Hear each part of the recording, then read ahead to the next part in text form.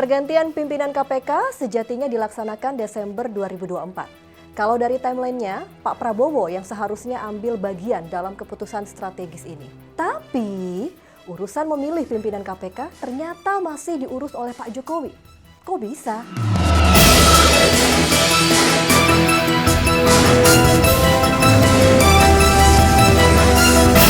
Beberapa waktu lalu, panitia seleksi sudah mengumumkan 10 calon pimpinan KPK yang lolos tahapan wawancara dan tes jasmani.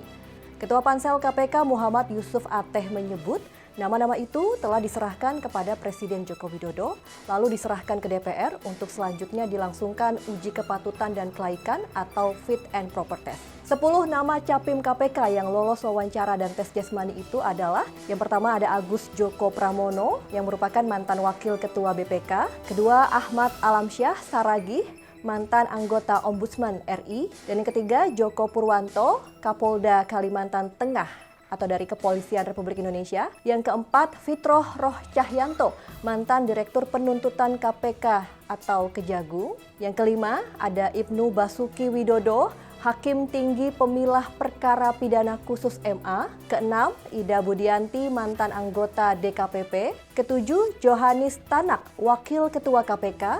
8, Michael Rolandi Cesnanta Brata, Kepala BPKD DKI Jakarta. Ke-9 ada Pungki Indarti, Komisioner Kepolisian Nasional atau Kompolnas. Dan yang terakhir, ke-10, Komjen Setio Budianto, Irjen Kementan dari Kepolisian Republik Indonesia. Sikap skeptis muncul dari sejumlah pihak sejak ke-10 nama ini dimunculkan. Bukan tanpa sebab, intensi nama-nama di atas menggambarkan jika pemilihan nama itu dianggap tidak masuk akal, khususnya masih terlibatnya Presiden Jokowi dalam memilih siapa yang berhak menjadi nahkoda lembaga anti rasuah itu. Koordinator Masyarakat Anti Korupsi Indonesia MAKI, Boyamin Saiman melayangkan surat somasi terhadap Presiden Joko Widodo agar tidak menyerahkan hasil pansel calon pimpinan KPK dan calon dewas KPK kepada DPR. Menurut Boyamin, Presiden terpilih Prabowo Subianto yang berhak untuk menyerahkan hasil pansel tersebut kepada DPR.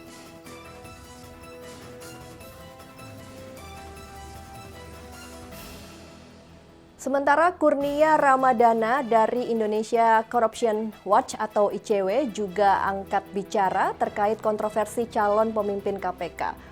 Menurutnya nama-nama yang muncul sebagai capim KPK periode 2024 hingga 2029 banyak diisi figur problematik dan disinyalir pernah melanggar etik. Selain soal integritas, dalam lingkup kompetensi, ICW juga melihat ada pejabat struktural KPK yang masih diloloskan oleh pansel, yaitu Johanis Tanak. Dan yang seperti kita ketahui, di bawah kepemimpinannya sebagai Wakil Ketua KPK, lembaga anti rasuah itu kerap dipersepsikan negatif serta menimbulkan kegaduhan.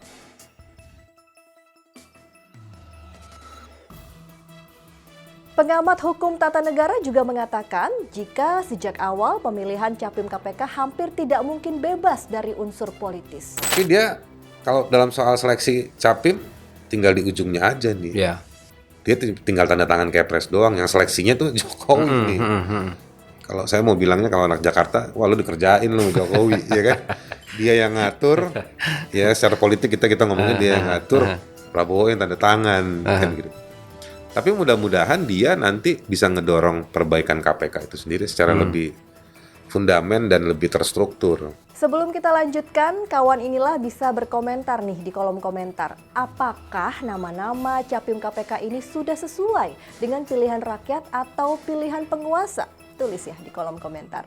Selain soal seleksi calon pimpinan KPK, lembaga anti rasuah juga disorot publik karena memiliki bermacam persoalan yang beririsan dengan tupoksinya sebagai lembaga pemberantas korupsi.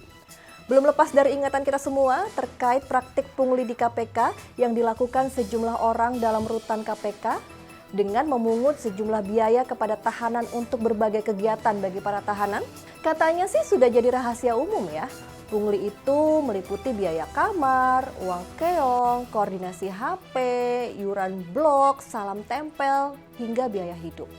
Bahkan nih ya, kalau nggak setor pungli, si tahanan itu nggak diizinkan sholat Jumat. Air kamar mandi dimatikan, air galon buat minum diperlama, dan diwajibkan sikat WC tiap hari. Dan yang terbaru, mantan Sekretaris Dinas Pekerjaan Umum dan Tata Ruang Sulawesi Selatan Edi Rahmat dalam sebuah persidangan mengaku terpaksa membayar pungutan liar karena takut diisolasi di lantai 9. Kata Edi, ruang isolasi itu disebut angker dan setiap tahanan memiliki pengalaman mistis saat ditempatkan di sana. Sehingga ia harus membayar 20 juta rupiah agar tidak ditempatkan di ruang isolasi itu. Ada-ada aja ya kawan inilah. Mungkin setelah dapat uang 20 juta hantunya kabur kali ya. Lucu loh itu.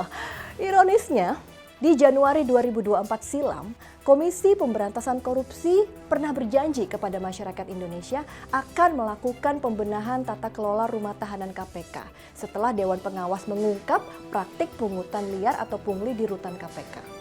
93 pegawai KPK dijadikan tersangka karena diduga terkait dengan praktik pungli dengan perkiraan nilai pungli mencapai 6,148 miliar rupiah. Wow.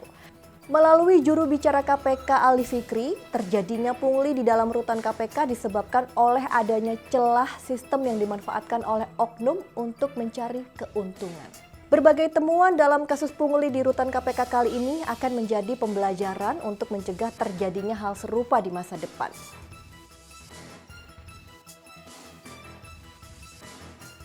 Komitmennya barusan terdengar serius ya kawan inilah. Tapi kok baru 9 bulan sudah kejadian lagi kasus yang sama? Apa jangan-jangan si paling oknum kemarin gak dikasih hukuman yang bisa berefek jerah? Atau jangan-jangan oknumnya banyak? Jadinya kejadiannya terus tuh kasus pungli di rutan.